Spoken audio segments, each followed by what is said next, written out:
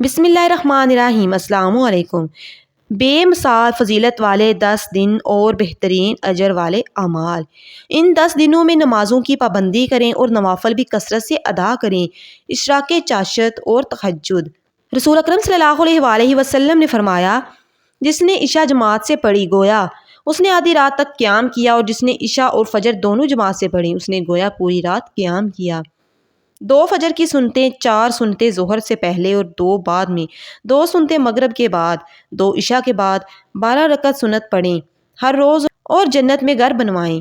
رسول اکرم صلی اللہ علیہ وآلہ وسلم نے فرمایا، جس نے نماز فجر با جماعت سے پڑھی پھر بیٹھ کر اللہ کا ذکر کرتا رہا یہاں تک کہ سورج نکل گیا، پھر اس نے 2 رکعتیں پڑھیں تو اسے 1 حج اور 1 عمرے کا ثواب ملے گا۔ سبحان اللہ۔